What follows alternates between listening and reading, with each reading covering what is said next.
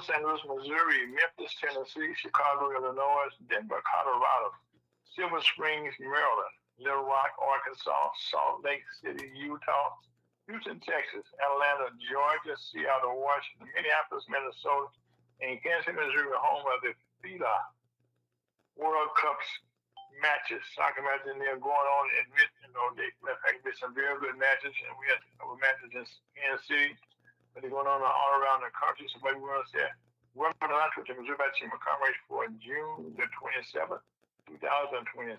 My name is Al Brooks, host, along with Elder Alvin. How you doing, Red? Bye. That sounds like a winner. I love that strong voice. And Brother Scott, how you doing, sir? I am too blessed to be distressed. Well, Scott, I know that you always see that. And how's the family doing? Oh, they're doing fine.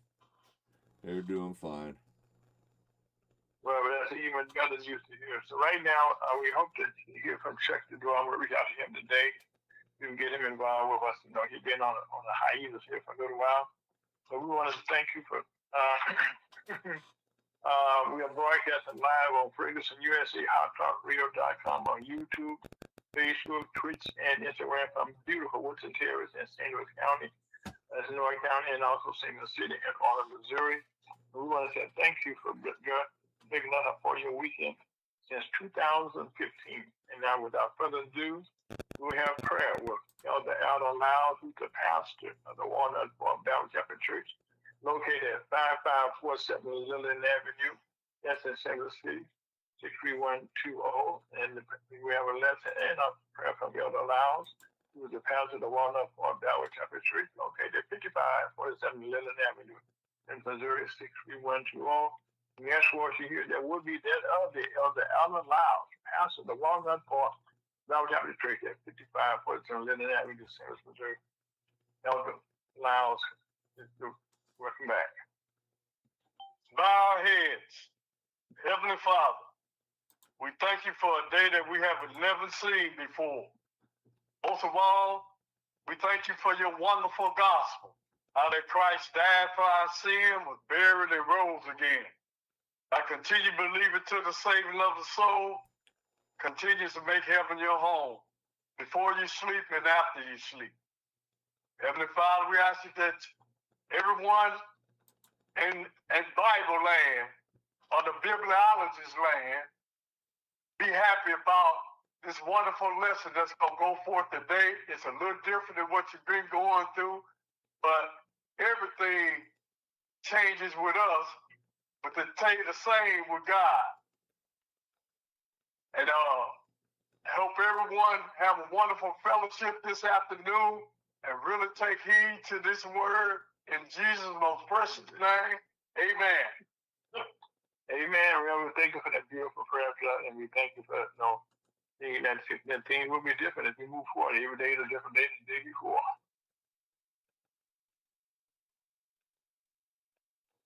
We go on to Revelation, the first chapter of Revelation, and we just read in verse 3.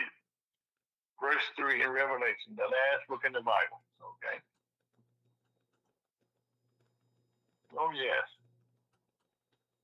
Verse 3 said, "Blessed is he that readeth, and they that hear the words of this prophecy, and keep those things which are written therein, for the time is at hand."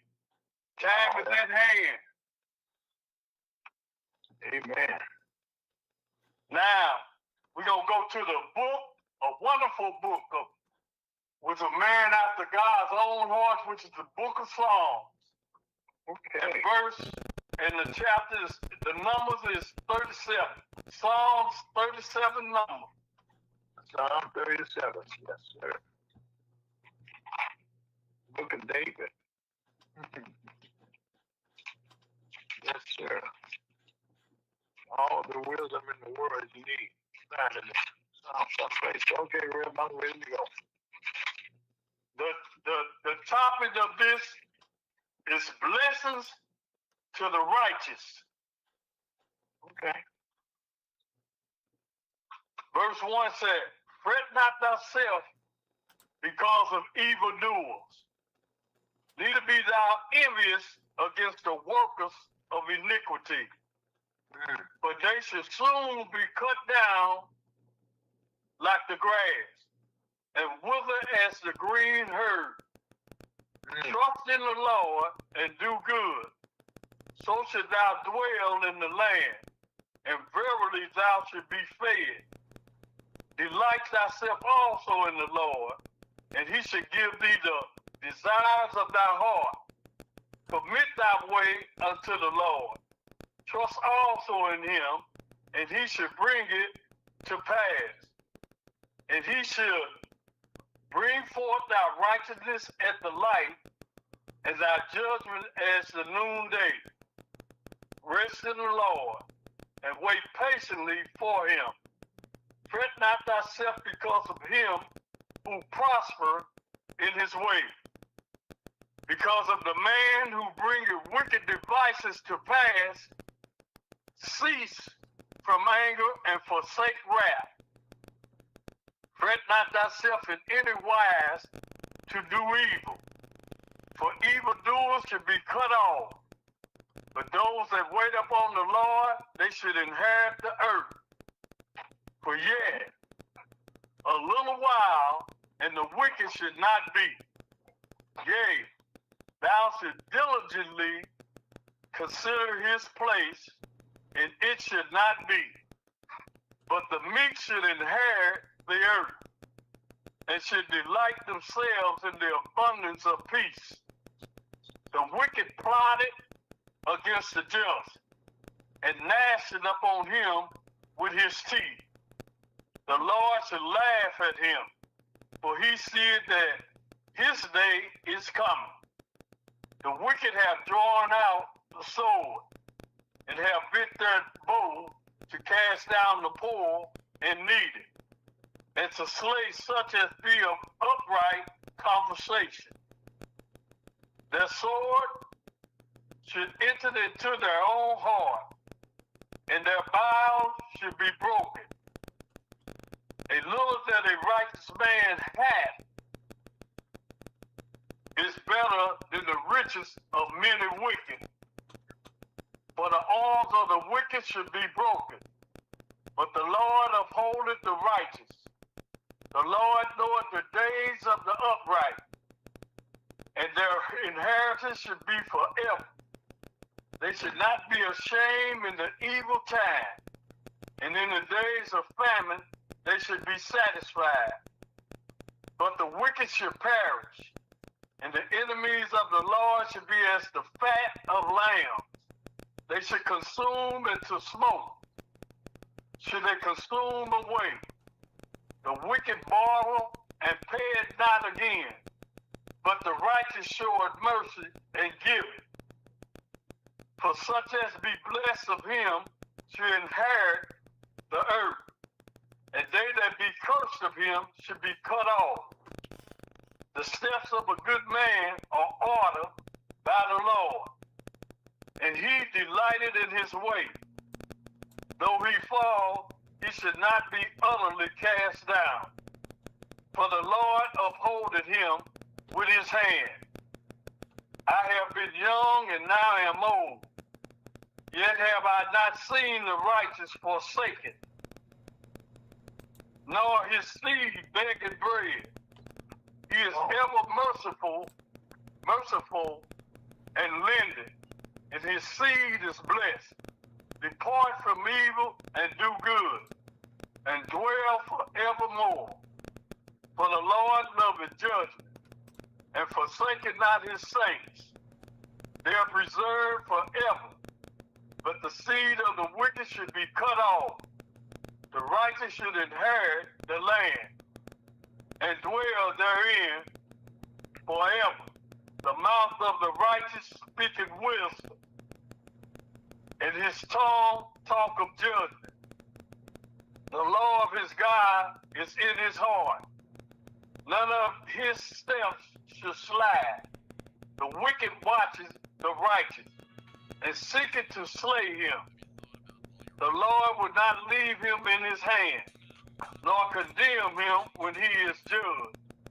Wait on the Lord and keep his way, and he should exalt thee to inherit the land. When the wicked are cut off, thou shalt see it. I have seen the wicked in great power, and spreading himself like a green bay tree. Yet he passed away, and lo, he was not. Yea, I sought him, but he could not be found. Mark the perfect man, and behold the upright.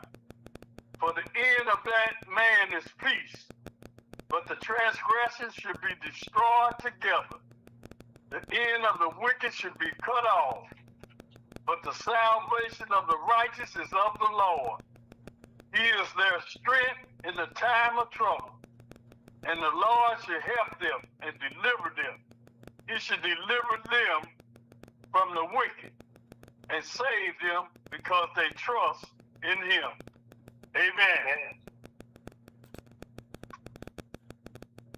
Now that's a whole lot, which is talking to us today that the saints should be not in stress. Everything in here is talking about everything that's going on in this universe today. Yes, sir. People raising all kind of hell. Misery loves company. The devil and his demons. They looking for the harass you, whatever they can do. But God said, don't fret at all, because he got it. God got it, y'all. Believe me, God got it. Yes, sir. We got a wonderful God. Don't get caught up with somebody talking yang yang. All this yang yang that's going out here. People slandering one another. Homosexual kissing each other. Boys and women and men kissing on each other like they just something. And God rebelled against that. The proper way is male and female, not male, not female. This homosexual thing is of the devil and his demon. And it's been this way since it's been a world, it's been like that. Go back to Genesis, Solomon and Gomorrah. People wake up. They're out here with their hands out. They doing everything out here. They naked all on the street, strutting and doing all kind of mannish stuff. Want to be seen instead of be heard. When we were children, God, our parents told us that we ought to be seen and not heard. But the kids today, they don't know nothing about that. They want to be seen and heard too. They want everything. They weaker today and wiser. But they still ain't got no sense. Look at all the hell raising they be raising out here. All over the universe. Amen. Shooting up each other. They got to have curfew on the street. It didn't used to be that way, but it is now. Because the world is waxing worse and worse. I tell y'all, get right with God. Time is winding up. Get saved before it's ever too late. Because if you don't get saved, you're going to bust hell wide open. We got a wonderful God. And a beautiful God. And I just beheed y'all. Take heed to this lesson today and memorize it so that you would not fall in the wiles of the devil. Yes, sir. Because you covered a whole lot in that chapter where that all of the false things that's going on, all of the things that people are misinterpreting. What God is saying, put it in their own light, in their own definitions, and that's not how it should be, And also, like you said, around the world, people that's we hearing all stuff that the Bible told us there be wars and wars. You're breaking up, Ira. Okay, let me break it up a little bit, Ira. Okay, hold on a second. Take that right away.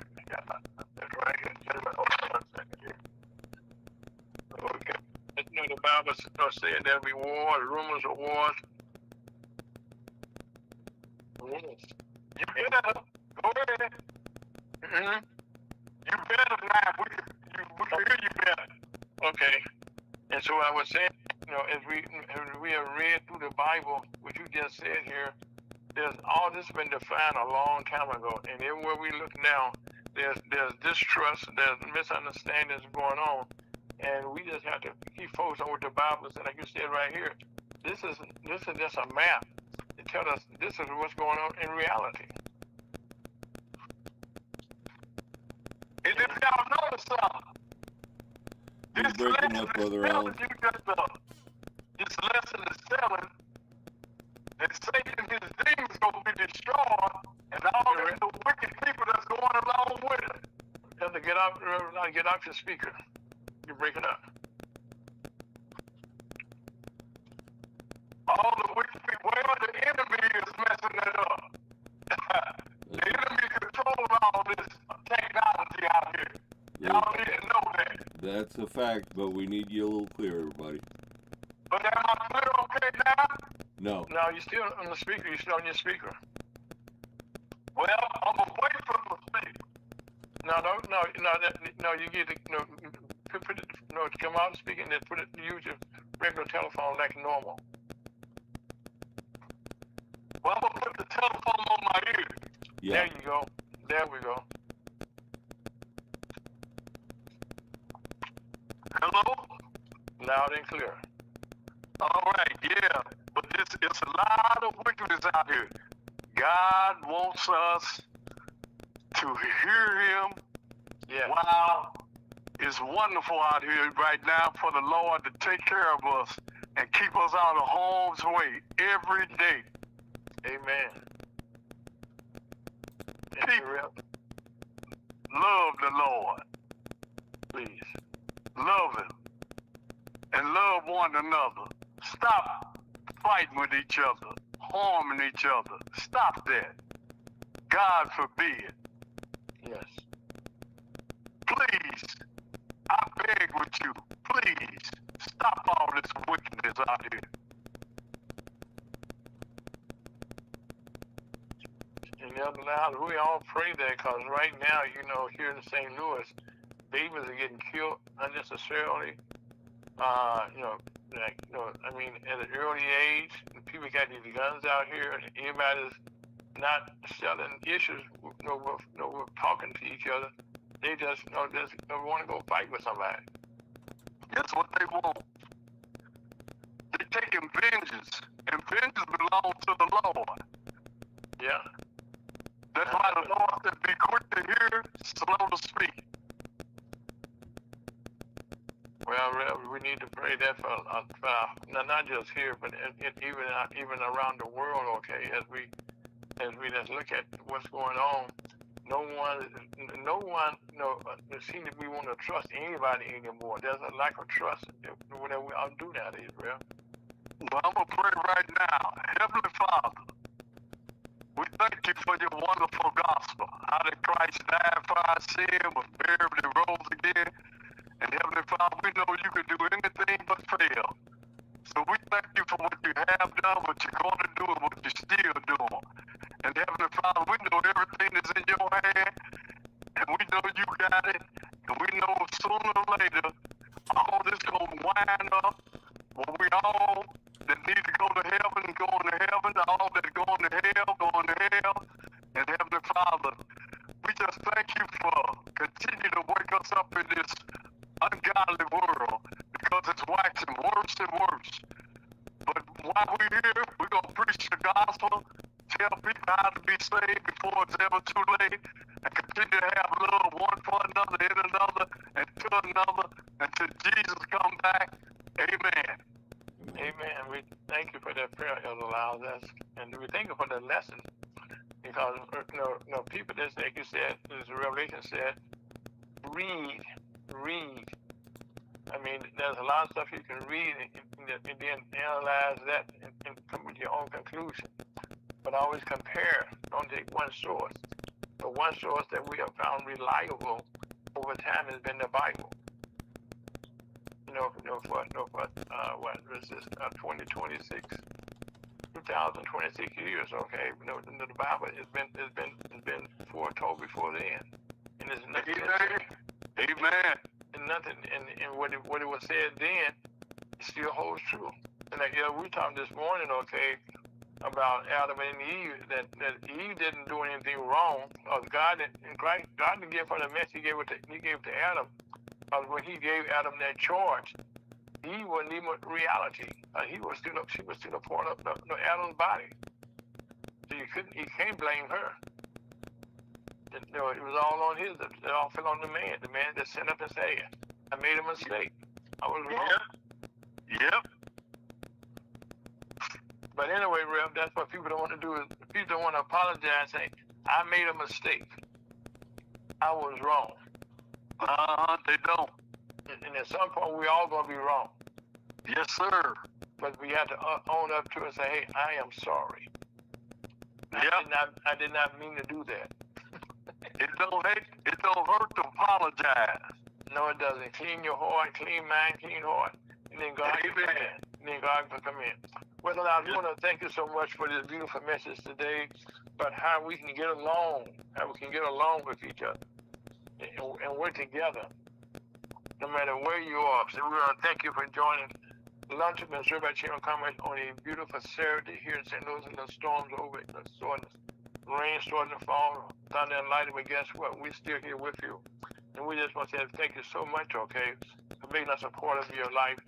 Since 2015, every Saturday between 1 and 3 p.m., we've been able to come talk to you, give you some enlightenment about what's going on. And also, in case you don't miss the whole program today, we come on again tomorrow from 1 to 3, and also Wednesday from 1 to 3 p.m.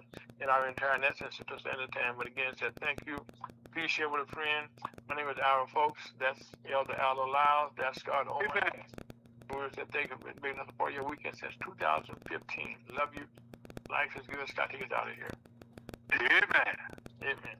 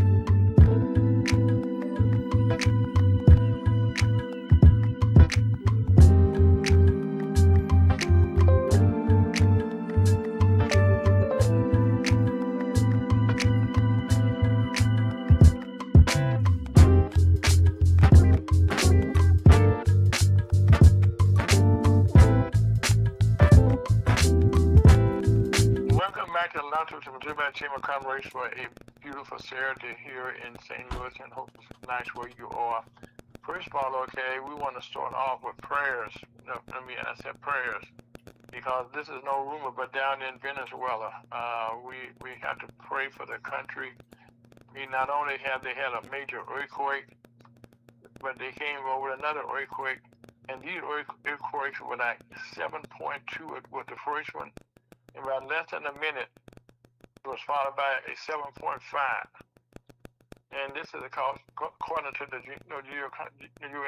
Geological Society survey, and at least 250 buildings have been destroyed, not damaged, destroyed. And almost, oh my God, people right now, 1,000, at least have been killed. And we're looking at, matter of fact, as we're looking at that many, over 4,000, 5,000 have been injured so far. And next now we are asking to pray for them. rescue workers are coming from around the country to get there to help them. But that's been kind of difficult to do because the airport has been damaged also, and that's in Caracas.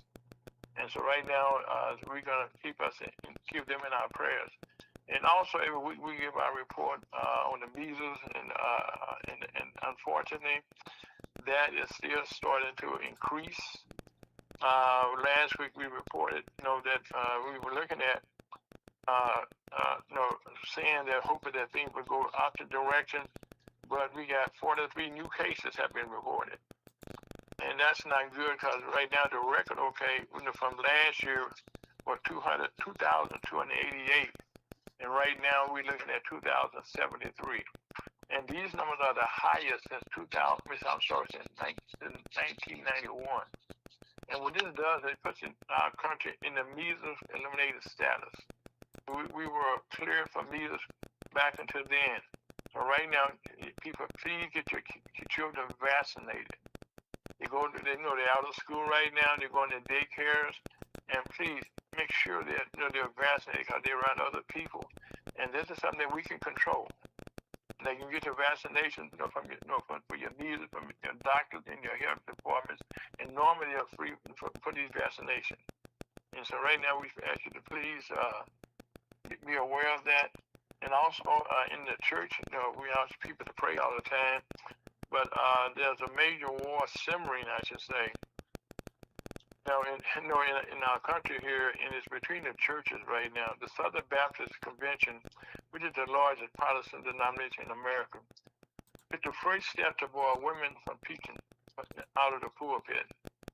Almost 3/4 of their delegates voted in favor of this month in Orlando, Florida.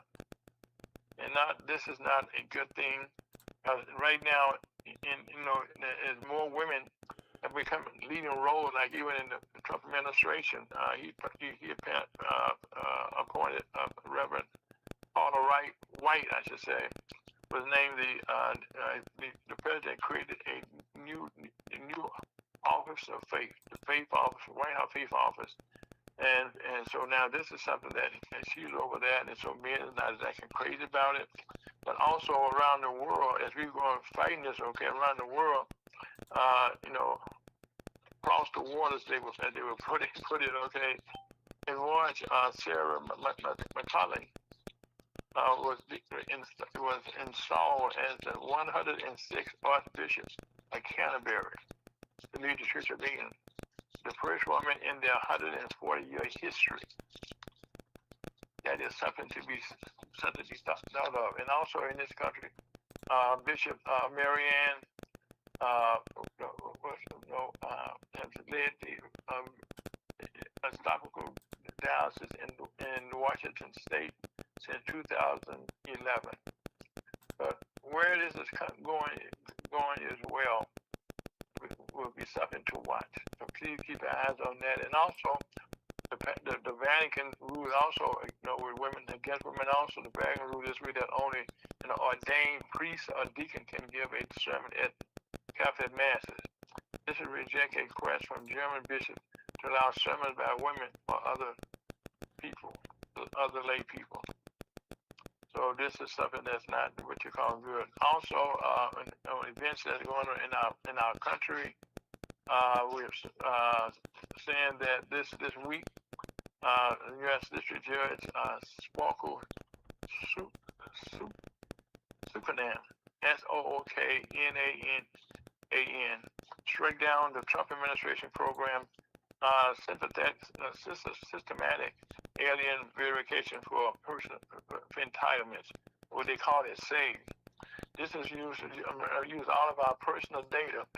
They sent to the White House, and then they will have that, and then from there, they will be at control of that. And so right now, not good because the Constitution states that the states should control their elections. They should keep their own records and make sure that everything goes well. So having any party, Democrat or Republican, no one controlling our personal record, this is not a good idea. And this has been ruled on, but the Trump administration seem to have change, seem to be trying to change their rules. But here in Missouri, we found out that our Attorney General, who's the one over our voting records, had already submitted some of our records to the White House after saying he wouldn't provide Missouri voters information to the federal government. And so right now, thank God, the courts ruled that it was illegal.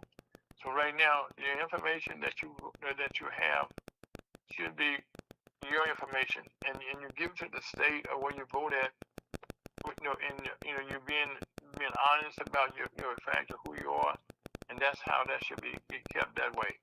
And also, something that's taking place that I think we need to talk about briefly. Right now, President Trump has a new plan, for U.S. citizenship. As we get more citizens coming to our country, there was ruled that recently about the people from Haiti that could not get in. But this is something that I think they don't talk about that you need to know. Now, when a person wants to apply for citizenship, to get their green cards, to be a green card holder, become a United States citizen, they have to pay significantly more in the application. In the past, they would have to pay $760 to get an application. Now that it's double, that's about to $1,300 for a paper application. Now that's mean that you gotta pay that much money when you come here and you don't have money in some cases, but to get that green card, that's what it's gonna cost you. And also, if in fact that your application was rejected, the applicant would have to pay $1,400, $1,500 to appeal, and that was up from $830 for a paper request. So right now, for people coming into our country, the administration is making it harder for people to get in, and we have been known around the world for years as a country of immigrants that we should all be done. And one of the things that we all take pride in is that we can vote. And right now, the federal judge in Boston also blocked the piece of executive orders aimed at tighten rules for voting by mail voting. Now, mail voting is something that's been done for years, and also the president himself just voted by mail. But he's in D.C. and he lives in Florida, so he voted by mail. So again, trying to do these things to make it difficult for you to vote. Matter of fact, people who understand voting, everybody in this country has a right to vote, no matter who you are. You have opportunity to come once a year where I don't care what nationality you are or where you came from. If you're a United States citizen, on that day, you are able to vote. That's your right. And so for someone to try and take away that right or confuse you, that is not a good thing to have taking place. Now, also, we come down to something that I had said last night when I was writing up the program, that the ceasefire between Iran and the United States is holding by a thread as negotiations continue. Well, right now, you probably already know that the Iranians still control the Strait of Hormuz. But so anyway, so they found on a ship from Singapore last Thursday, and that it was attempting to go through the straits. Well, that can be more than one strike. So the United States had struck back. So now we're going back and forth. Now, in the meantime, some good news: 115 ships had passed through before this tit for tat broke out. So there's about another 500 ships still stuck there. So if you got anything that's being shipped from abroad trying to come to this country, it may be coming your way real soon. And so this ceasefire, I'm not sure how it's going to go, how fast it's going to last, but we're going to pray that it holds, because we need to have some settlements here so there can be peace. Now, there are also negotiations going on right now with Israel, Lebanon, and all the countries involved there. So we're praying that everyone can come together and they can sit down what they're doing. But as long as you're talking, peace can become about. So we feel there will be peace. Right now, peace is all around the world. And also, something that you haven't told you probably heard about, Ukraine is now turning the tables up on Russia now, in that they have they have these drones that they have kind of perfected in making these. Since Russia invaded them, that now they can shoot deep into Russian territory, and they're doing now. So they hit some of Russia's crucial energy products, such as the where the oil, where the energy is coming from, where the gas is being stored, and these are creating more chaos in Russia now. So again, they had the most shots with drone attack this past week, and so Russia's saying, "Oh, now." So right now, this may lead to some kind of peace.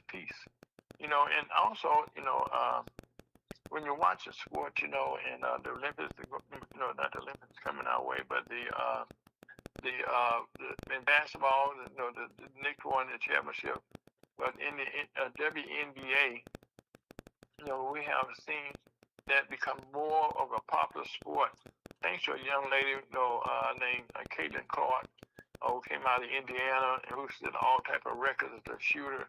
And now she's in WNBA for, I think, a second year. And so she's still shooting, still doing what she's supposed to do. Well, she ignited an interest in female basketball. And for the first time in our history, you're seeing more basketball games on TV than ever before. This past week, Caden was unnecessarily foul, hit, she's beat up, make a long story short. And people should understand that in the basketball world for female, she is the person that's making live out the rich. So by hurting her, beating up her, it's not helping the league. So we pray that that's all get along, as Rodney King said. And also, you haven't heard about this, but down in Saratoga, Mississippi, this is just south of Memphis, Tennessee. Protests continued in the shooting of a 1-year-old was killed by the police in an alleged shoplifting on a Walmart parking lot. The shooting took place on the 14th of this month. And so the name of the police officer was released, who said he feared for his life. The Mississippi Bureau of Investigation is investigating along with the county there. And so far, this little baby was only 1-year-old, Mr. Wiley. I'm calling Mr. Wiley, and was shot. And the police officer fired a couple of shots into that. And so now, today, you're gonna hear more about it because famous attorney Ben Crump will be taking up the case representing the family, and he will be in Saratoga, Florida, Saratoga, Mississippi today.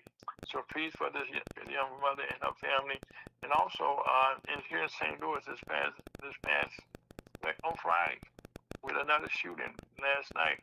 A young kid was shot in his own house, and he died before he made it to the hospital. So this is to make this so bad. This has been a 26 shooting incident this year. So when people have these guns, you got to know how to use them. And people get mad at what the time we were talking about before. We need to get along and not just go grab your pistol and short shoot. Because this little baby again wasn't messing with nobody. Now he's dead. And now everybody wants to say, I'm sorry. Well, sorry was a little late. Then we just said, thank you. Said, please, okay. Look out for each other. And also, we are happy to say that the United States, although they lost their soccer match 32 to Turkey, they will move on to the next round.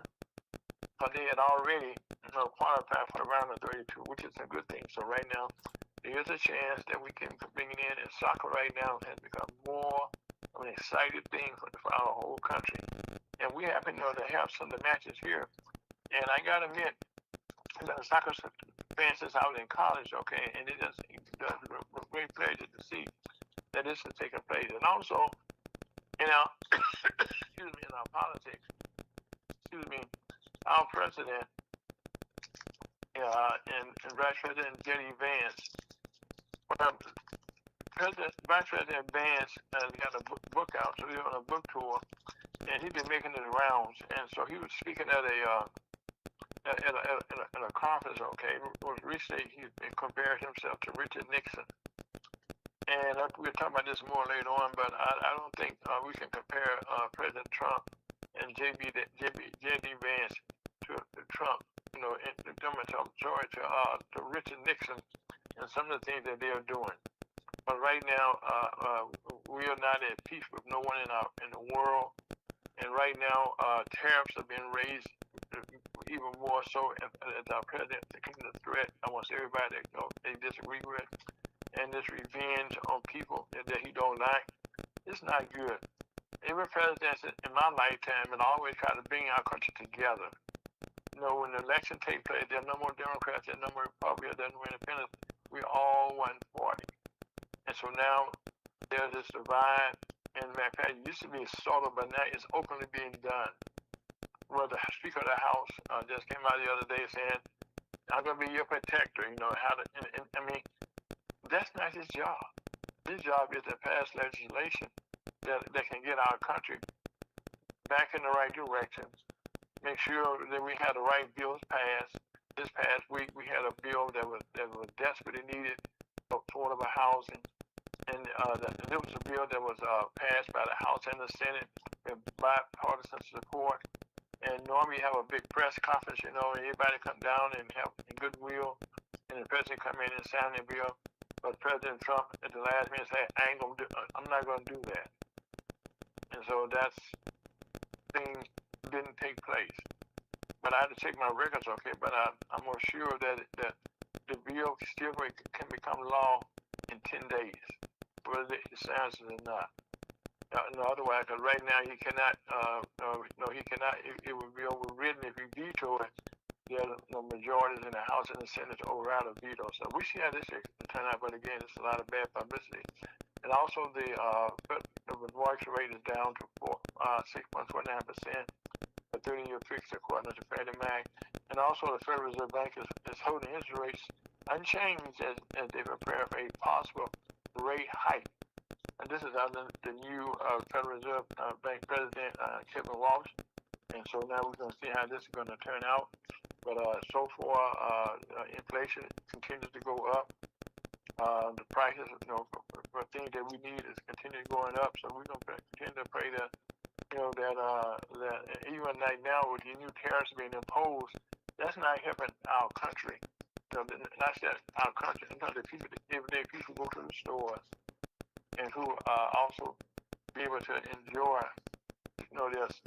just going to the store. And also for something you need to understand, so if you're a tech person in the U.S., the OpenAI, the first is launch for the next GPT chat model, which was supposed to be, been announced soon, but on Friday it was announced it was landed the GPT-5.6. This is a new, faster model, and this right now the technology continues to get better and faster. These things are taking place. But right now, something that we need to all understand and pray for, then here in Venezuela. Prayers for these young people and all people down there. This is something very serious. Here in Missouri, we live on the fault line. And right now, so earthquake will do great things around here. So again, we ask you, as we do every weekend, continue to pray for St. Louis and St. Louis County, where carjacking and murders continue to increase. And this is not a good thing. My name is Howard Folks. Yes, Scott Owens. That was Bishop Elder Lyles. We'll be right back with our very special guest, Mr. William Bill Kovacs. Scott, take it out of here.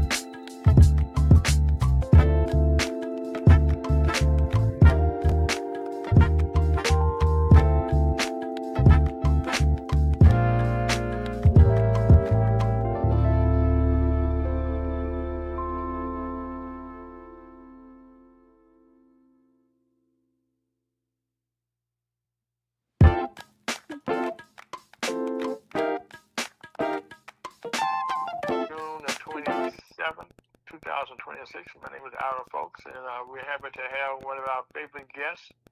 And he always come on at the right time. Mr. Bill Kovacs has worked for the United States Chamber of Commerce for a number of years in a leadership role, and now he's an author, a writer, a publisher, does blogs and all that good stuff. But the best part about it, he's a friend of our show. William Bill Kovacs, how you doing, sir? Ira, I'm always doing fine. It sounds after I listened to a little bit of your past, the last segment, I'm probably doing better than you are. Well, sounds terrible out there. Yeah, Bill, I was trying to figure out how I could, set some positive things, okay? But like now, when he's killing little babies are being killed, now that's sick. That's sick, okay? That's sick. That's sick, and now like down in Mississippi, it's not making the news, okay, like the stuff like it used to, and that's because most of our stations now, the news that we get is being filtered, for lack of a better description. So the freedom of the press that we used to have is not the same way, Bill. So, since you're not in the media yourself, what are your thoughts on that? Well, I mean, you know that I write about this all the time. In Congress, I ask the fundamental question: is it an irrelevant institution, or is it a guardian of the public? You're breaking up, Mr. Bill. Breaking up. You're okay. Yeah. You're certainly when you have the Speaker of the House arguing that he's a protector of all the members, that certainly shows how irrelevant they've become. They're there to protect us. They're there to run the country. They're there to help the people. They're not there to protect each other. But Bill, the Speaker of the House, okay, is a speaker for the Democrats and Republicans and Independents. That's what he's supposed. That's what he's supposed to be. Yes. Yeah, that's his job. I mean, his job, okay, is not to be, picking and choosing. But when I heard him say that, I said, this is crazy. But how can you go to work, okay, when you're thinking that the person, just because he's a Democrat or Republican, that he's your enemy? Well, think about it. You're done. Think about it. You've got the institution of Congress, which is virtually abandoned. And I'm using the word abandon, both the Constitution and the American public. So when you have no government there, it's very, very difficult to run a country in a way that helps the people. And that's where we're going. And the unfortunate part about it, again, as I talk about it all the time, is Congress has all the powers. They can straighten this mess out in 5 seconds. They've got the money, the power over appropriations, they've got the power over lawmaking, they've got oversight power. I mean, you name it. They have war-making power. You name it, they could do it. They could stop the war tomorrow. What did they do? They didn't stop it. They could get rid of the deficit tomorrow. What do? They add more to the deficit. You have people in this country who are making, you have one person who's making $1 trillion. We've minted more billionaires in the last 6 years than we have in the history of the United States. And now we got $1 trillion there that got rich off our country. Well, that's the game. I'm Ira. Look, this is the game. The game is you get into politics, you know where the levers are, and you make money. And I've told this story on this show many times. Years ago, like 30-some years ago, one of the members of Congress who I had represented in a variety of capacities, I was having dinner with him one night, and I said, how is it that you go to Washington and congressmen always make money? And he said to me, it was the most honest thing I ever heard. Well, you've got to understand, Bill, when you're a congressman, everything good happens to you. You get the cheapest price in the car, you get invited into the best deals, your kid gets a scholarship to the best colleges, everything good happens. Okay. So what does that say? They're not there for us. But going back to it, I'd still blame the people because we could vote them all out. Well, Bill, that's it. Bill, that's the thing. That a matter of fact, I got a call this morning from my Congress, Wesley Bell, who's running, for re-election here, and this is his first term there, and I can say that he does have town hall meetings. He's always in the community, And that's something that what a congressman should be doing, asking for people's opinions, getting the thoughts about what's going on in their communities. Because one of the things now that you just mentioned here is that as you did in your last book, okay, that the Republicans in the House and Senate has giving their powers away. I don't want to use a big word. It is become irrelevant right now. They just go along and get along. And right. then that's to show how bad things are. This past week, we had a bipartisan a bill that dealt with housing. But everybody in this country knows housing is a big issue nowadays. And everybody was proud to say that we had gotten this done. And there was a big press conference that was scheduled to take place. And the president came out and said, "Hey, I'm not going to sign it." And immediately signed the clip. You have a president who doesn't really believe in the country. He believes in himself, and he believes, and he's okay with people following him as long as they do everything he says. That is not leadership at all. Mm-hmm. And we have a problem. We're going to have 2.5 more years of it. So the only way to solve this problem for the next 2.5 years is to get Congress engaged. Trump's not going to change. It's going to have to be Congress. Bill, never in my life, okay, and we've been around, for a couple of presidents in our lifetime, okay, and I got involved, in the election process when I was a young man. When I was working with the team, I was a team in those days, and we, started explaining to me about what was going on. And now I've never seen an administration that is so dead set on making our country difficult for everybody to get along with. I just mentioned, you probably didn't hear me say this, Bill, but right now, if you come to this country right now as an immigrant, okay, to get a green card, well, you got to pay a fee to get that green card. Well, that has doubled now. It was $760 to get a green card. Now it's $1,330 to get that same green card. And some of the work visas are $100,000. Right. I mean, and so you're paying to get into our country, okay? Well, I don't think previously you had to pay to become part of our country, did they? I mean, you help me understand that. Well, what's there to understand? The administration doesn't want any. I'll be very honest with you. Ira, it doesn't want any black people, and it doesn't want any brown people. It doesn't want any Mexicans or South Americans. It just doesn't want them. And how the hell we're going to run this country? Have they ever thought about who cleans bathrooms? Who collects garbage? I mean, you want to know what's valuable to society? Picking up garbage. Bill, tell me about it. And not only that, Bill, who picks the cotton? Who picks the tomatoes and the apple trees, stuff like that? That work is all done. Matter of fact, you go to hotels. I mean, matter of fact, it just amazes me. I know previously, before he became president, the first time around, that Donald Trump used the green card system more than anybody else, because most of his construction projects, he used immigrants. He had them working all in his hotels, anything like this, okay? And so he's taking advantage of the system. Now he don't know nobody else to take advantage of the system. Well, it's like I got mine. The hell with you. Right. I got mine. I'm fine. I'm making, I don't know, what did he make this year? A couple $2 billion? We've never had a president, never, ever, ever, ever. The worst ones you can think of. You go to Richard Nixon or James Buchanan, or you go to any of them. The worst ones you can think of. Well, Bill, they never did things just for themselves. Well, Bill, Richard Nixon was the first one that I saw that got his hand caught in the cookie jar. There was a lot before that. I think got his hand caught in the cookie jar, I said. Okay. There was a lot before, but that's when he finally got caught. And then at that point, he gracefully stepped down. After knowing that he didn't have a chance, to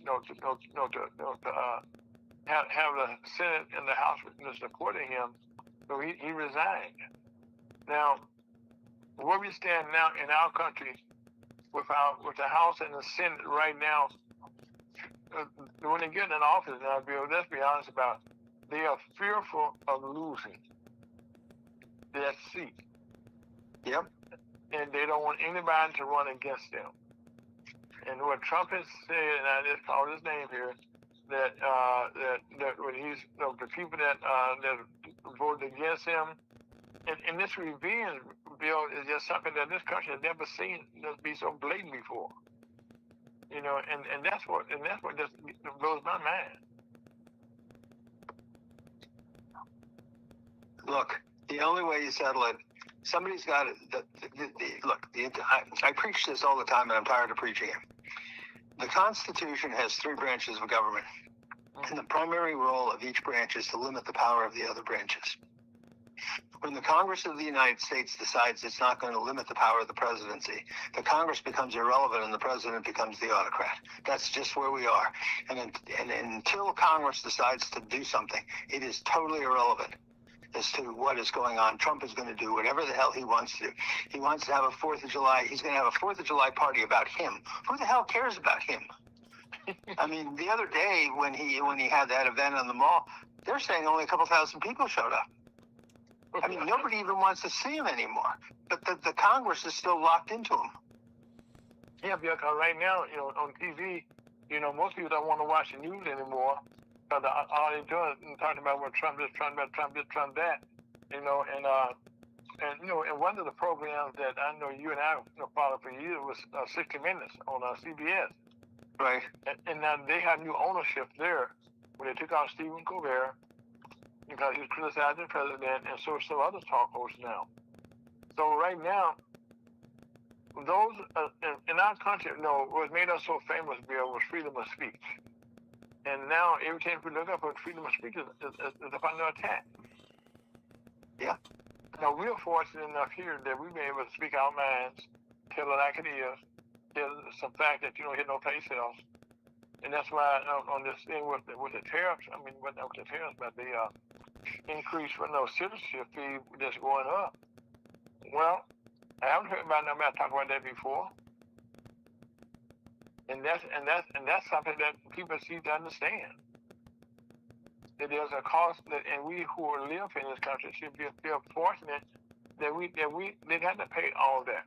But now there's a law out there there's a bill trying to be passed now that we mess with birth rights now. Well, that's before the Supreme Court, and I'd be surprised if they struck it down. Well, by the way, Bill, come Monday morning, okay? We're going to know. The Supreme Court will be coming up with a lot of new bills. Yeah, but the Supreme Court's done a lot to protect Trump, too. I mean, they were the ones who gave him absolute immunity for anything he does as president. Absolute immunity. He can go, if he thinks somebody is bad, he can go shoot him, and he's got immunity. I mean, they were insane, too. I criticize Congress because they have the primary role, but the Supreme Court has not been much more helpful. No, Bill. As a matter of fact, what happens when the Democrats become power? Matter of fact, that's the thing that the House, that Mr. Johnson was so afraid of, that when they lose power, that they're going to be investigated. Of course they are. And they should be. What do you think's going to happen? Trump started this. This is why it's happening. But it all comes down to, you and I can sit here and we can complain all we want. Mm-hmm. Until we decide that we're going to get out there. I know you're almost as old as me, but and it's hard some days. But there are, you do your radio show, I do my writing. Everybody has to contribute, but you got to contribute to getting society back to normal. You have a president who wants to rip the society apart for his own personal benefit. He wants to rule as a dictator. You got a Congress that is literally absent, and you got a Supreme Court that wants to make Trump a monarch or something.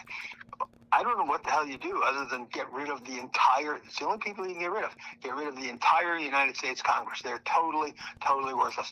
I want to give you one example. The other day, there's one congressman who I really like, and he's a liberal Democrat. He's from Silicon Valley. And, he says all the right things. And he wants, better equality and more wages. All the right things for people. And when he went to Congress, he was worth $4 million. 10 years later, he's worth $233 million. How do you do that on $165,000 in income a year? But Bill, How do you do it? Bill, our incomes are frozen, so most of that you and I are seniors, and they first of all, when you put it right, they have control. You're breaking up, Ira. Okay, I say, can you hear me now? It's still breaking up a little bit. Okay, let me see if we can get that taken care of. Can you hear me now? Much better. Okay, what I was about to say, you said a few minutes ago, Bill, that when people go to Congress, that they become a new person, okay, because they control the purse. Right. And so if anybody anywhere wants to get a bill passed, they got to pay the piper, as they say, to get something done. Am I right? It's a collection racket, yeah. Okay. And just like the fees that the congressmen are picking up now is that they won't have to spend no money in their re-elections if they support the president. Am I right? That's correct. And it's been proven that if you go against him, you will run somebody against you and cost you a whole lot of money. Right. And that you will lose your seat in some cases. Most cases. In most cases. So that fear, okay, is something that's really, really powerful. And therefore the people who are in power are now fearful, Bill. That's something bad for us to have to go through. So we got a bunch of fearful ninnies in Congress. I mean, that doesn't make me very happy. No, me neither, Bill. I mean, because the people that we send to Congress, to do our will, and I'm not saying that all the congressmen are like that, but I know very few that, matter of fact, one of my favorite congressmen, the late Bill Clay Sr., he was one of the poorest congressmen in D.C. for a number of years, okay? But he was a very active congressman in his district, getting things done. But that was another generation now. So now, some congressmen refuse to have town hall meetings, or go to the public that want to talk about what their needs are, or what their wants are. And they can get away with it. They're getting away with it. So what do we do?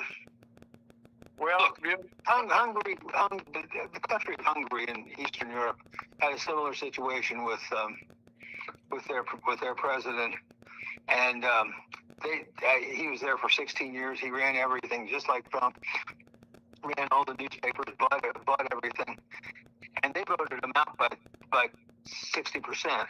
So it's possible, but the people have to decide they're going to organize, and they're not organizing. They're complaining. We're complaining. Everybody's complaining. You got to stop complaining and get out there, because it's every single state in the United States. I mean, you and I haven't even gotten to the really bad problems. What happens when the U.S. with $39 trillion worth of debt starts defaulting? You want to talk about a problem? That's a problem. And these guys just have no idea. They just run the credit card up. And like I said, running the credit card up, okay, look at what the president is doing. As we work on all these vanity projects, one of the things that I didn't want to talk about is the reflection pool in D.C. That the one that all the vandals destroyed. Yeah, but that's the dumbest ass argument I've ever heard in my life. That's what I said. Because that reflection pool has been there for years, okay. And it's been maintained for years. I mean, the water's been clean. It's been, been something that everybody enjoy, and it was very peaceful. And now, okay, the desire to change it, okay, and then give some new big contracts out. And one of the things that you and I both know, you have a no bid contract. Most times, we have a 3 bids for a reason.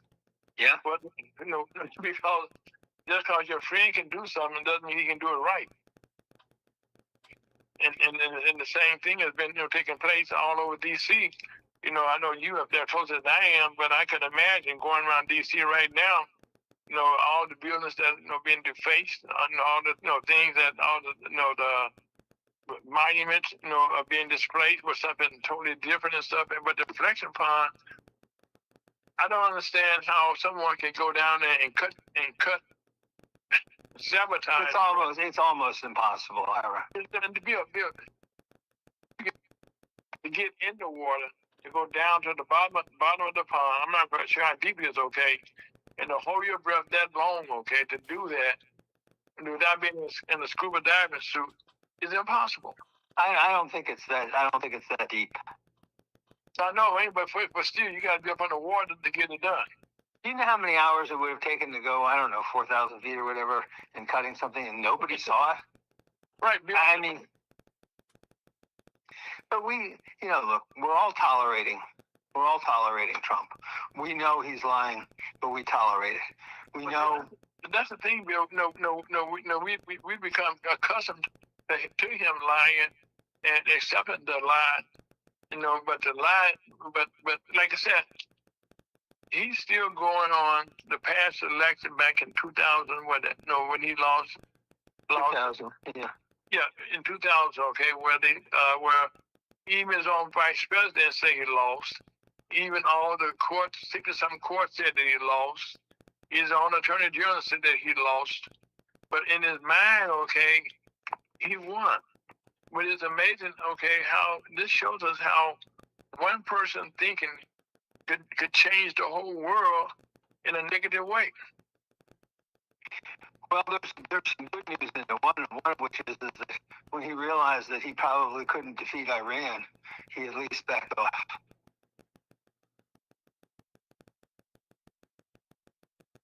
Right, Iran is won that war, in my opinion. They've won the war. They have, but at least he didn't double down on bombing more and more and more. There's nothing left to bomb.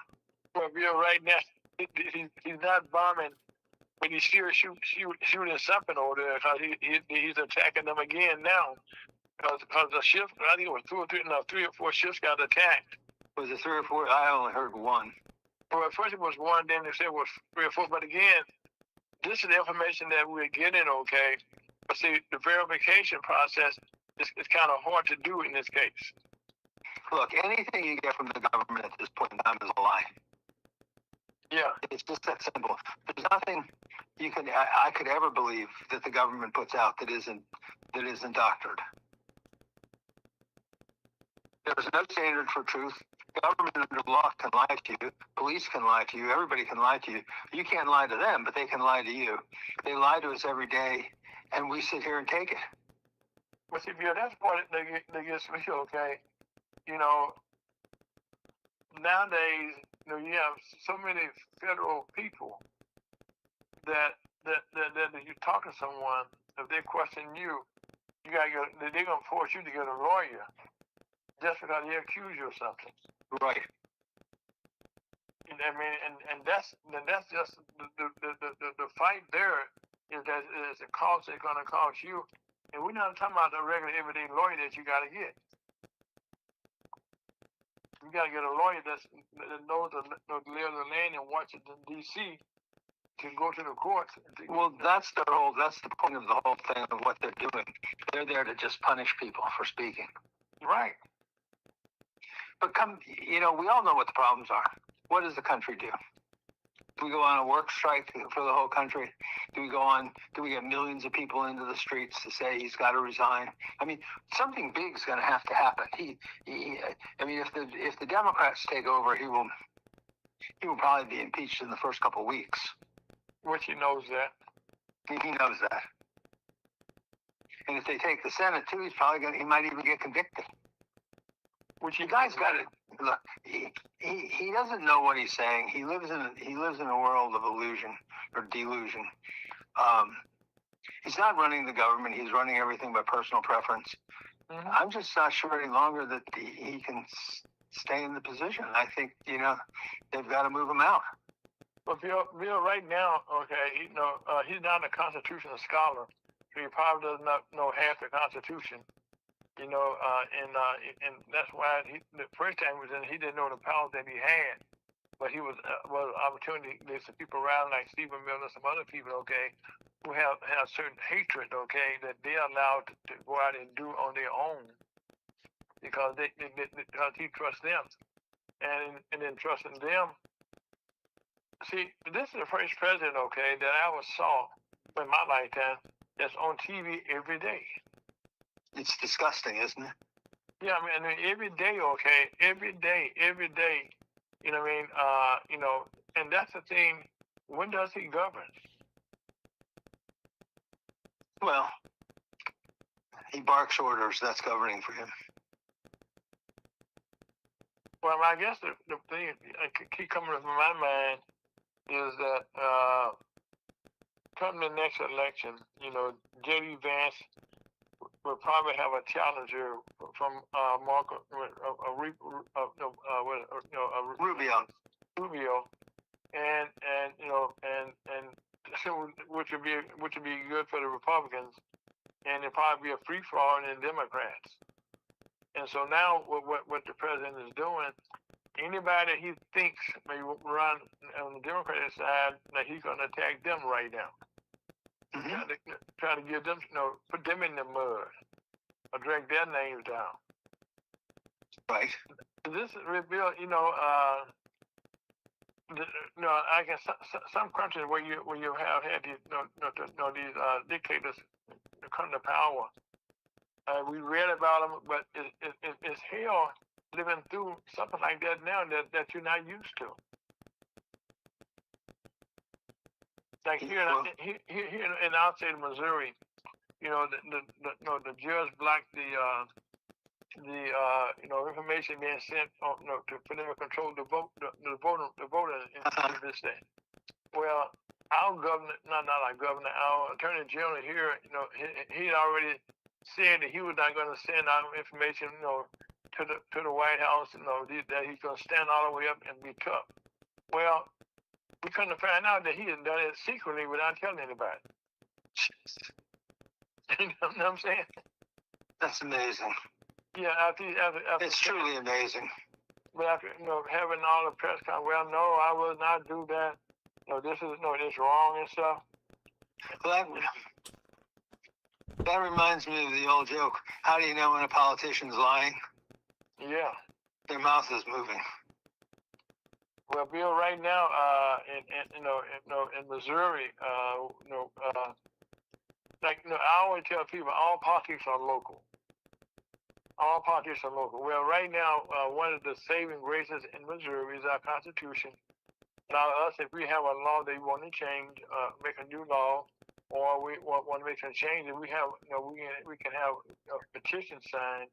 If we want to have, a petition, where you can amend the laws, over certain things and to put in law, you can have.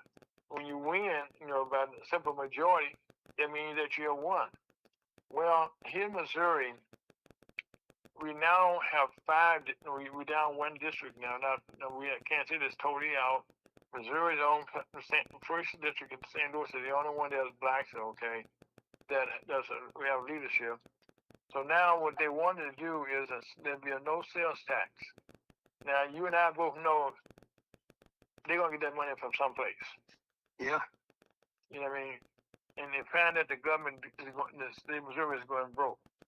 And so they want to tell us, okay, they're going to put $3,000 back in our pockets. Who's going to do this? The state? The state. Because that means they want us to vote to have no sales tax. That's one of the governor's initiatives. Well, you and I both know, okay, that's not. You're still going to be paying, higher taxes someplace else that can be taxed. You're not going to be tax free. Otherwise, the state go broke. Of course. But all of government's broke, Ira. I know. All of it's broke. Do you know how much money you owe to the federal? Do you know what your share of the federal debt is? No, it keeps changing. It keeps going up. Where we at? About you owe. I'm going to send you a bill. About $260,000. That's your share. Your wife's got another $260,000. Each of your grandchildren have another 260. Everybody's got 260. See, Bill, that's the thing. You have the same debt that Elon Musk has, and he's a trillionaire. So, go figure. Well, not only can I figure, Bill, but I think one of the things that I want to ask you about that I feel is kind of stupid in my case, just my opinion, okay? In New York, the new mayor supported two candidates that happened to win, and now I think we have at least 215 seats in the House that are Democratic House seats. I want to say 216 or something like that. I know they're slightly in the majority, but now there's this big hoopla that the Democrats, I know, are going to become a socialist. Okay, now you and I both know 2 votes in the House won't change nothing, especially if you're freshman. And so now we love to put labels on so we can scare people. That's right. And that's right now. The scare tactic right now is going crazy. You know what I mean? Exactly. And then right now we have some Democratic leaders who have bought into the conversation, which makes things even worse. Look, no offense, but if the people of New York City want a socialist, elect them. Yeah. I mean, it's their representatives. Let them elect who they feel comfortable with. What's this? You're gonna have a vanilla Republican in there who just goes along with Johnson's protection racket. That's any better? At least the socialists have ideas. The rest of the people don't have ideas. So I mean, I don't know. I don't know who's right and who's wrong. I just know that at least the socialists are saying this is where the system is unfair and this is how I'm going to fix it. And the people in the Republican Party sit there and say, we're doing everything Trump wants and we're not thinking about anything. And also, Bill, which one would you rather have? Well, Bill, let me put this point in there. It shows that the Democrats, are open to change. By letting other people know, they always have there's a big tent. What percentage of the black vote went to Trump last election? I want to say they said 8 to 10%, something like that. 8 to 10%. That's of all black vote just went to Trump. I think it was higher than that. Well, it may have been higher, okay, but I know at least that much, okay, and now. And Trump won by 2%, so it's 2.5. So I mean, you know where the margin of victory is. And right now in his administration, I think he had only one person in the cabinet that's black. And right now he's trying to have another white, country. And so they're saying if you're black, I don't want you in the House. Who's the black member? I think he's in HUD, urban housing. Oh, okay. I talked about that a couple of weeks ago. No, I would not get the wrong name, but he's the one that's responsible. Well, not responsible, but the lone black there in the cabinet. It's really a shame the cabinet under Trump is such a group of nothings. All multimillionaires. And they're all making money. Witkoff's son and Trump's son are into a crypto deal, and Ludnick is into a lot of deals with Trump on types of products that can be sold. They're all making money on it. See, last time around when Biden's son made a couple $100,000, okay, they hollered bloody murder, okay. He's cheating the country. He should be tarred and feathered, so to speak. And now Trump's sons not even trying to hide what they stealing. No, they're not. Even his son-in-law and his daughter, they want to go take over an island someplace. In Romania. In Romania, yeah. No, Albania. It's really incredible how much they think they can get away with. Right. But right now, I'm super curious, okay, on how many investigations can they have, okay, when they lose the House. They can have a lot. Yeah. But let me tell you how it's all going to end, just so we cut to the end of the story and whoever's listening hears. When they start these investigations, Trump's going to shut down the executive department. He's going to say, we're not giving you any information. You guys are all corrupt. You're all, this is a personal vendetta. I'm giving you nothing. It's just what he's going to do. And the House, no matter, even if they're Democrats, they're going to get nothing. And Trump only has to fight it off for 2 years and he's out of office. He's got immunity from prosecution, so he can violate every law in the entire world and nobody can do anything about it. So let's just get to reality. That's the reality. There's not going to be. I mean, I know the Democrats are so excited. We're going to do this. We're going to do that, and I think they'll try. I really do believe that. But I don't think they're going to get. I don't think they're going to get squat from this guy. I don't think they're getting anything from him. No. Anything. No. And he's just gonna say, this is privilege, this is this is that. And it's going to be very hard. And the Supreme Court's just going to say, well, he's immune. He's the president. What are we going to do? If he destroys the country, well, that's what he was elected to do. I don't know. Look, it's very frustrating. You have to take the issue to the streets.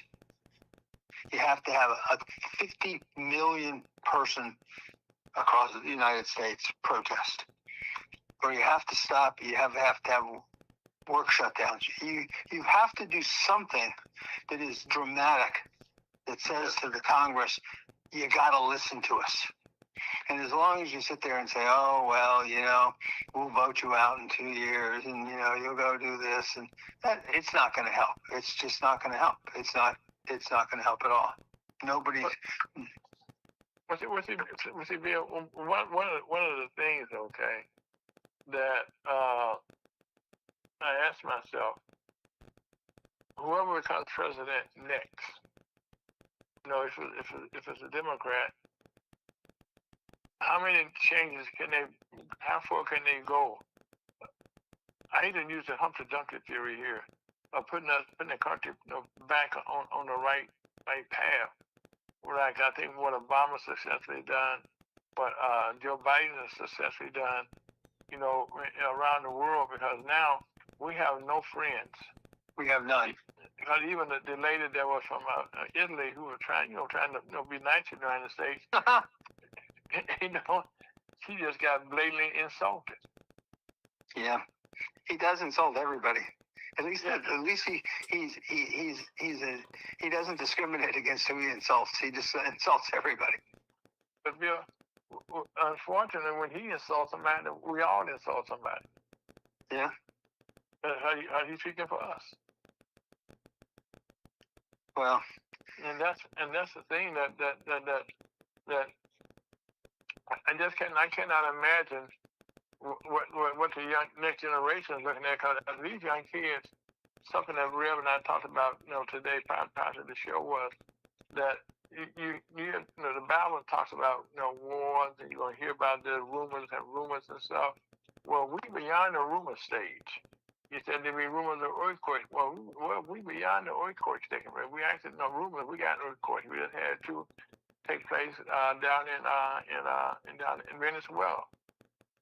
And where thousands of people lost their lives, and another 25,000 are injured.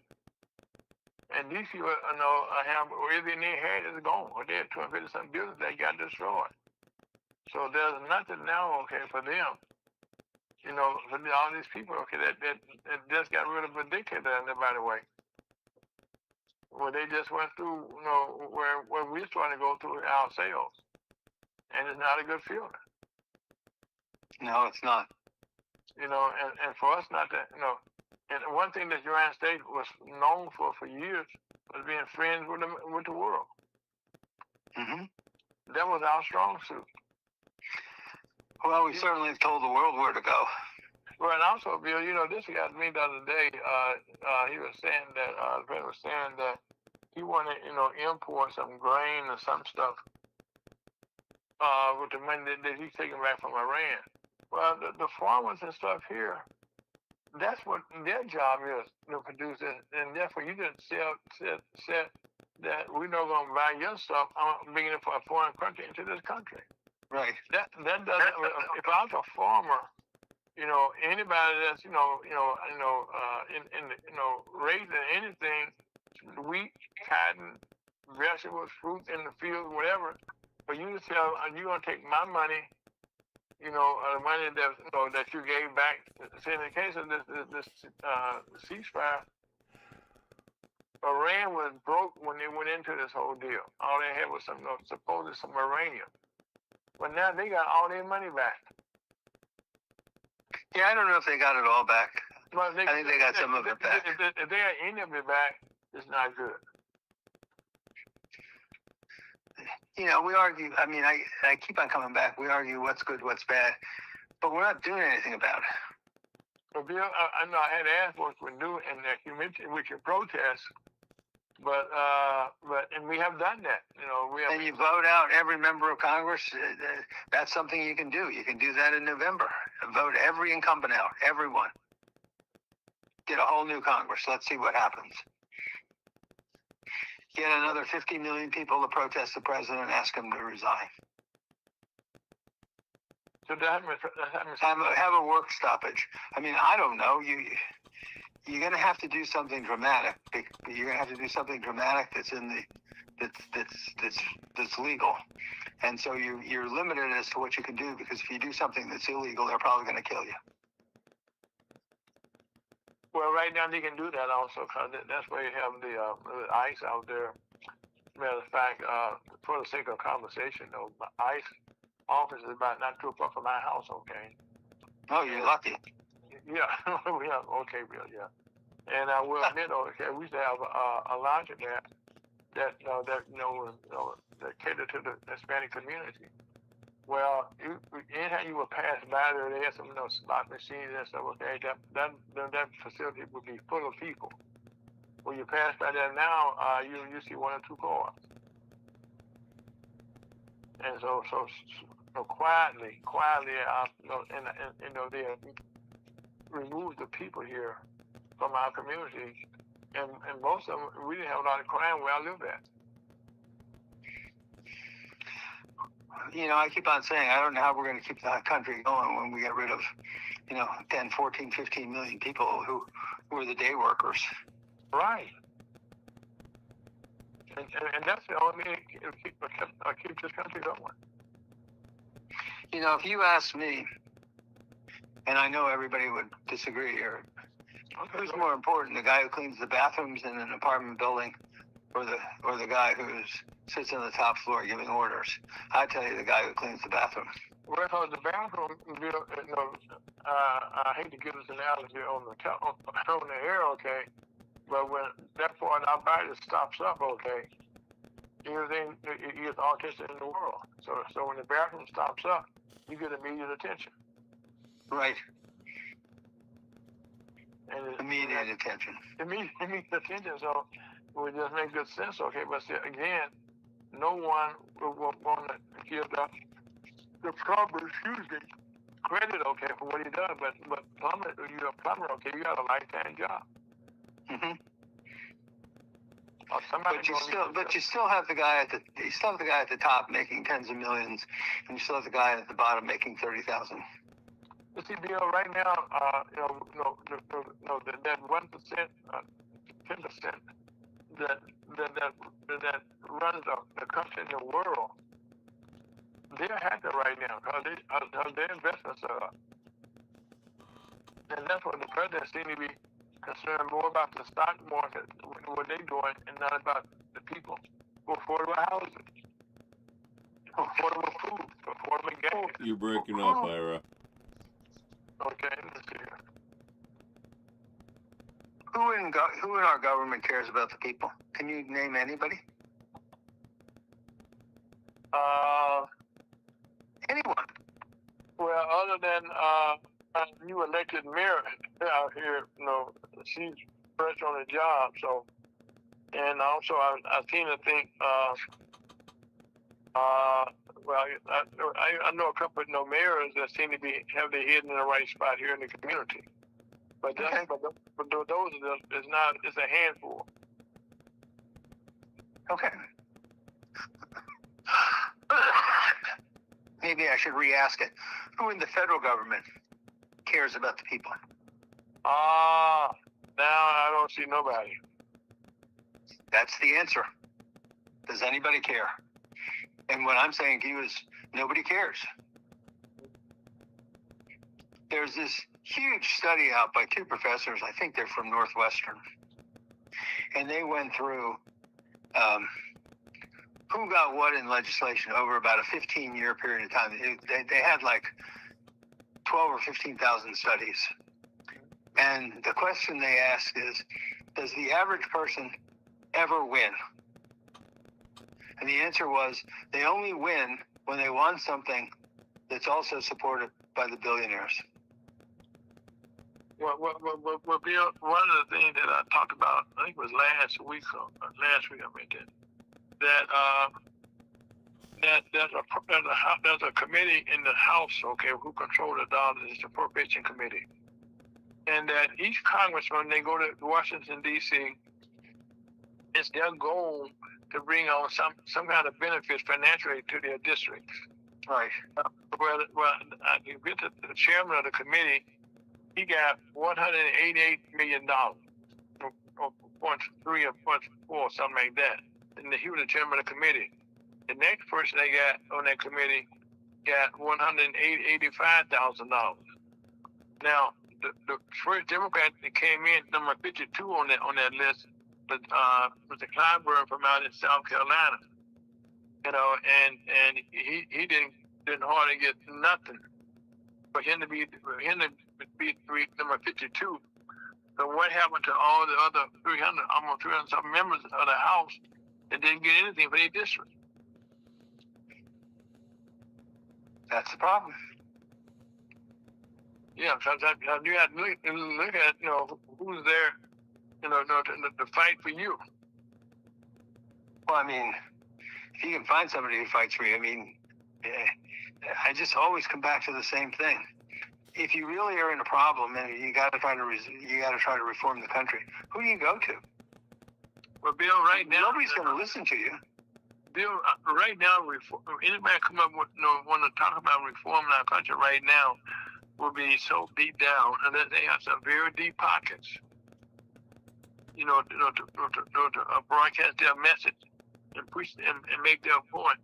It's virtually impossible to do. Right. It is impossible.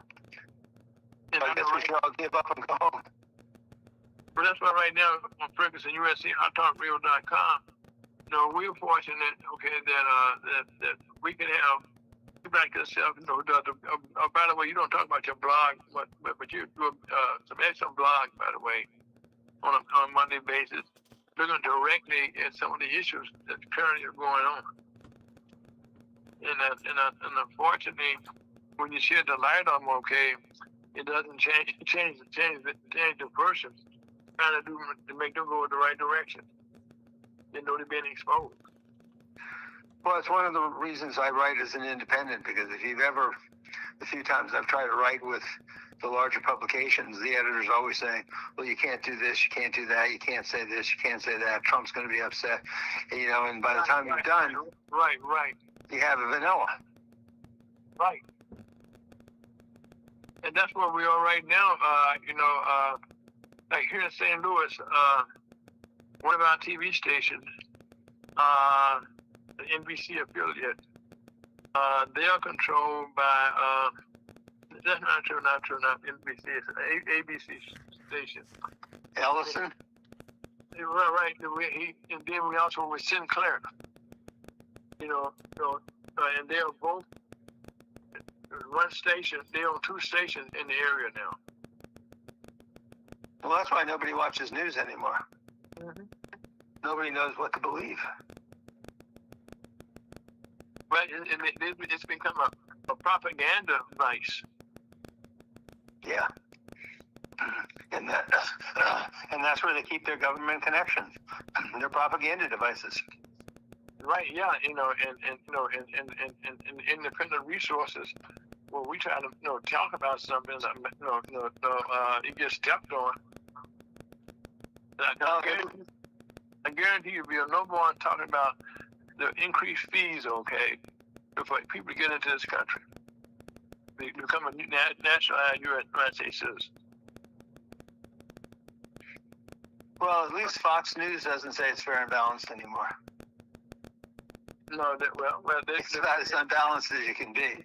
But they looked at it, and they could have been sued, but what difference would have made?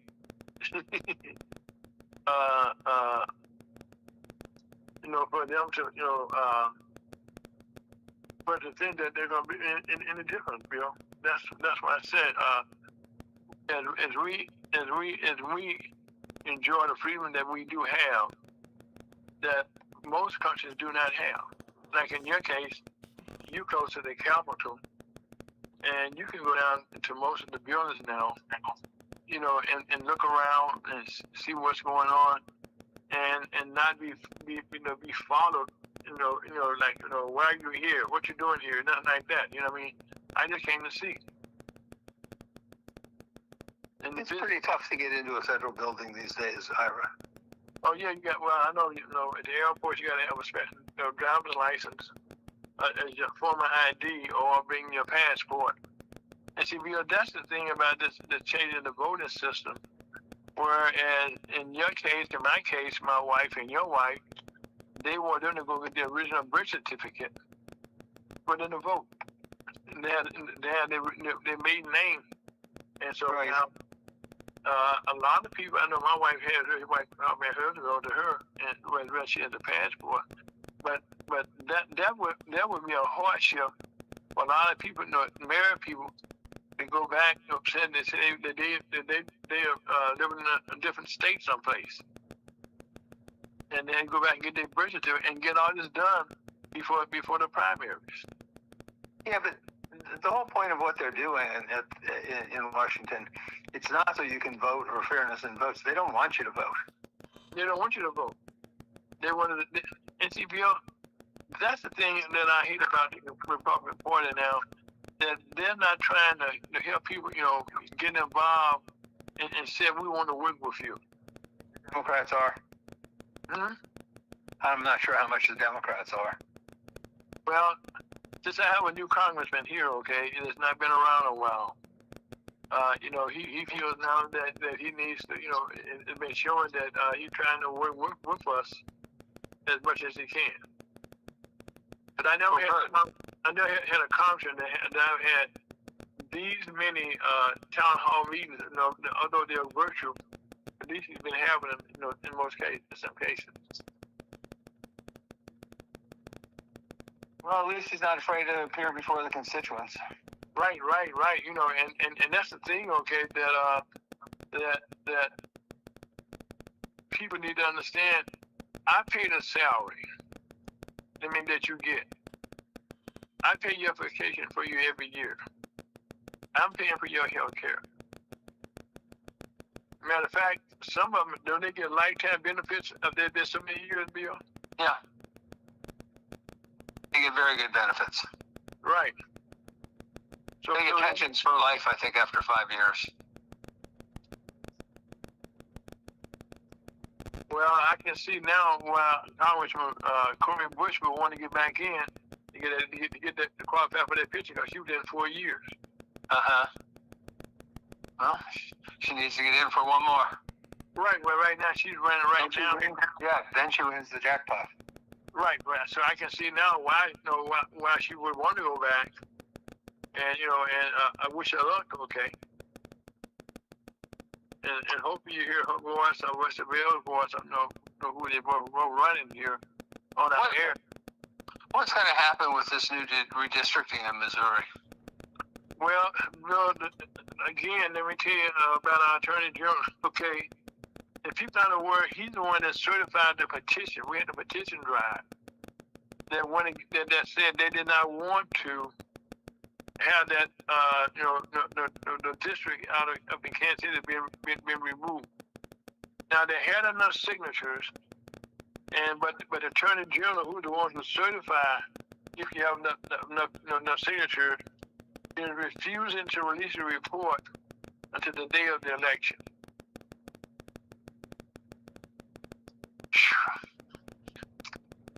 that's the same Attorney General, okay, that said he wasn't gonna, turn the information over to the federal government. Did that. So now, he's gonna hold the results. And somebody asked, what if you guys had lost after you won? And see, then never, guess what? There's another court fight. Okay. But again, that's that. In Missouri, and also what they want to do, what I was about to explain to you, what they're trying to make the changes is that not only that would a majority not be to win, you have to win in so many congressional districts. Oh Lord. Bill, I never heard this before in my life. That you had to win. I think we had 7 districts. Now I know they lost the 5th up in Kansas City. Does that mean that whatever we Democrats here in St. Louis, okay? Which race is this for? Which race is this for? Governor or president? No. This is on the ballot now. Oh. It's a ballot issue they have now, where they want to change the Constitution that said that just a simple majority does not win. Oh, Lord. But now that it has to pass in all these districts for it to become law. Now, Bill, that's making it hard, and I never heard it put that way before. Well, they're coming up with all kinds of weird, strange ideas to make sure you don't vote. Well, Bill, in my personal opinion, when we had term limitations, you got a congressman that's going to be there now for 8 years. I mean, not congressman, a state rep, going to be there 8 years at the most. So the state representative. So they know right now that they make a bad bill, okay? They won't be around to deal with the results. And so right now, having term limitation, you got people coming in, and they're all trying to make a name for themselves. And I can just describe you the situation now for them figuring out how to vote in all 8 districts now, and not for anything to become a law. Well, if somebody listened to you, that should have been a flag right there. Yeah. Should have been, but at the end of the day, they don't want you to vote. That's the problem. Bill, they don't want you to vote because you may vote against them, so they don't want you to vote. Right, Bill, and right now, the word on the street, even the blacks who voted Republican, they're not raising their hands and yes, I did. Okay, that I'm out here, carrying the flag, for the Republicans. I mean, because then you would ask, what have you done for blacks? That's a good question. Well, the big thing is the black community is not going to have virtually any representation in the South. So no. You got a whole different world coming up. Right, and this systematically was done. To take away the power, because down there, like in Tennessee, certain places, blacks were starting to get some traction. And Bill, this goes back to the pre-Civil War days when they just controlled their ballots down there and made their own laws and felt that this is what they could do, whatever they want to do. And so I know in most of the South states now, they all got a sheriff someplace that runs there. The what? I didn't get that. Have a sheriff. See, in most counties and stuff, St. Louis is different. We have a sheriff, and we have both here in St. Louis City and the county at the same time. But having said that, the county and the police departments right there work together. But when it comes to us, as constituents, understanding what rules that they have, they don't always explain the rules to us prior to something taking place. Well, it's your job to read the rules. They're not going to help you, Byra. They don't want to help you.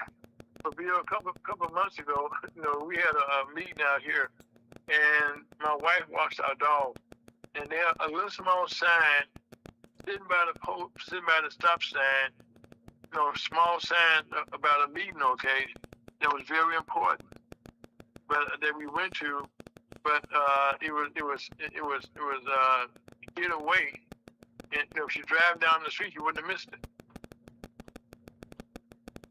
But at least they said we put out on the sign someplace. Well, that's how government works. It is, but right now, we had a new mayor coming in, and she seemed to be bringing in new technology. We had a neighborhood watch the other night, and I was impressed, with the things that they're doing, and the improvements they're making in our community. But they need to reaching out, and they explained us some rules and stuff by which the police go when they stopping somebody in your community. Most people don't know why they get stopped in the community. Why you stopping? Nobody told them before. Mm-hmm. But once you get stopped, then they explain all these rules to you. Well, you do this, and that. Well, and normally that's a charge against you. Well, look, the black community has helped Trump dig the hole a little bit by voting for him.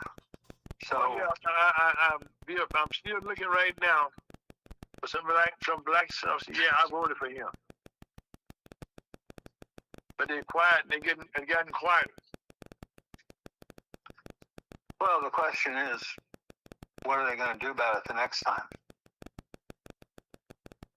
Well, that's where this whole question comes in now. Why Republicans right now with Speaker Johnson saying what he's saying, Trump saying what he's saying, and what I mentioned to you about what happened up in New York, where two people socialists end up getting in the house. Okay.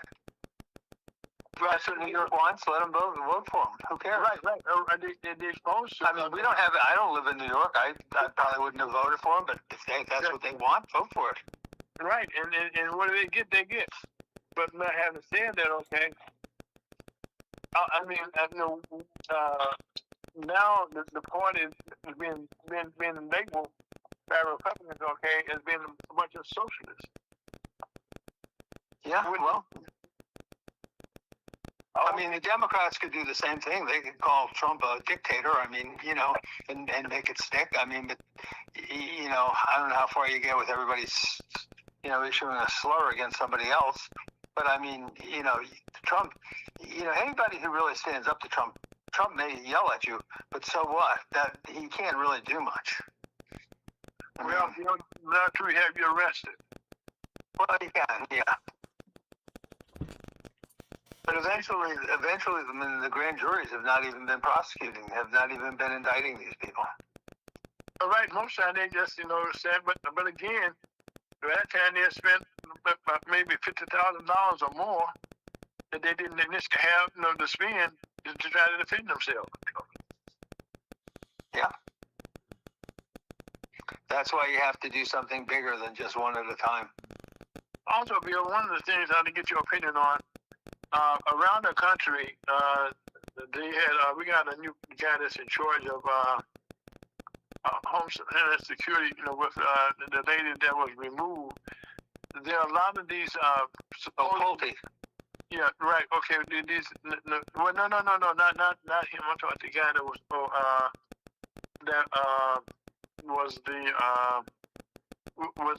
over ICE. Where they made some changes there when they were building all these prisons around the country. They were making plans to build, I should say. And now the big detention centers. Detention centers, okay.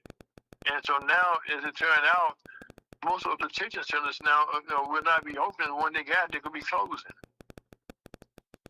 Well, it's another waste of money. It's there with a reflecting pool and a lot of other things.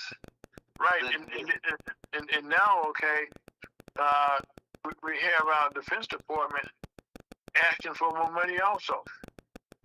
Oh, they only want $80 billion. Oh, that's the bill. Can you write a check for Mike quick? I know, yeah.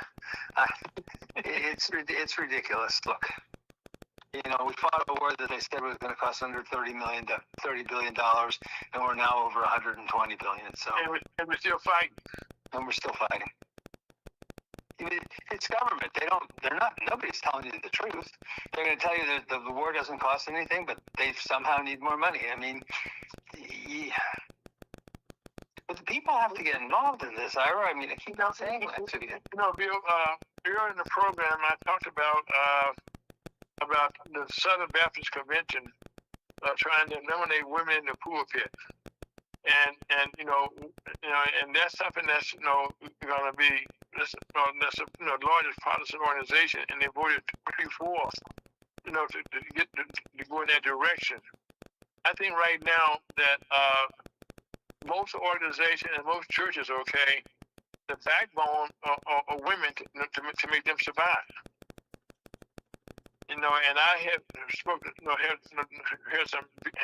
some beautiful pastors, co-pastors, churches that I've gone to that are women pastors, okay, and they have been, pretty good.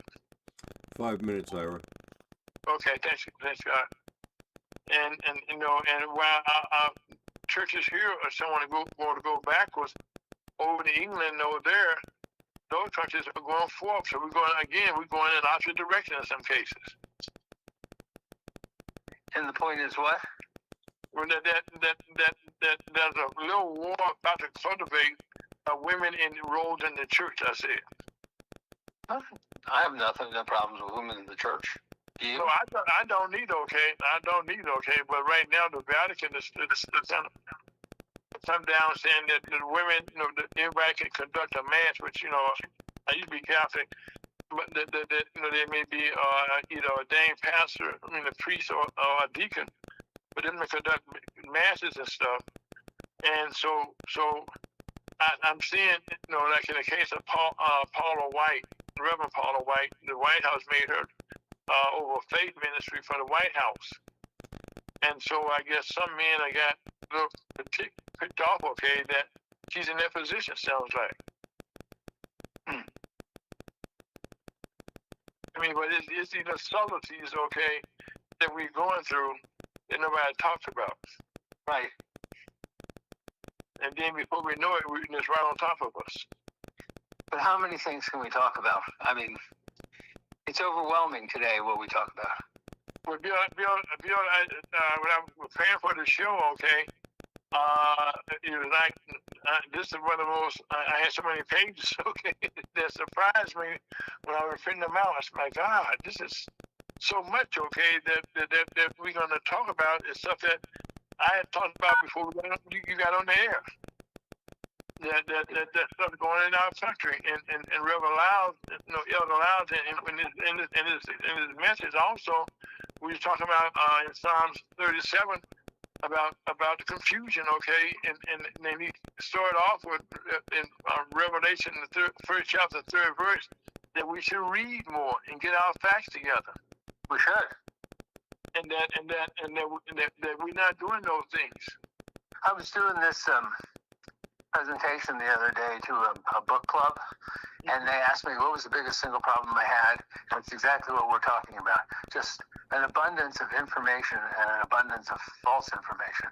It's overwhelming how you have to sort through this. Right. And it's getting worse. It is getting worse.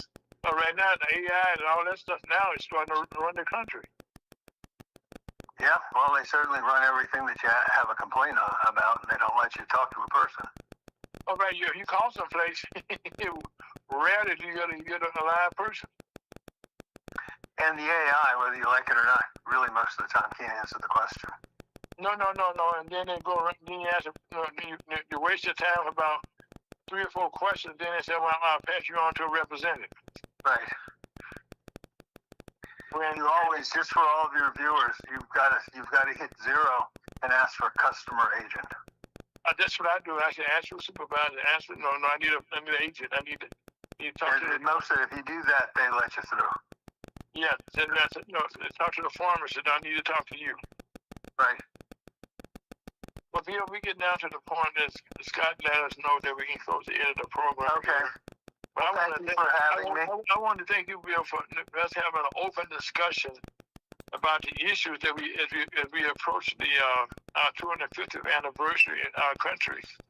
That no one seems to be in the festive mood right now for 4th of July. No one is. That's a good point. You know, Bill, this is the first 4th of July. I don't see anybody excited right now about the 4th of July. No, you're right. That says a lot about the country. Yes, I saw less enthusiasm this 4th of July, and this is the 25th anniversary. You think they would have more? Right. But I hear less about gatherings. I hear less about people getting together. Very little about the 4th of July. Well, I know you got to go, but I'll give you a call next week, and we can talk about the 4th of July. Thank you, Bill. Okay. Good holiday, brother. Love you. See you later. Okay, Bye. Okay. Well, thank you so much. Thanks. Okay. Bye. Okay.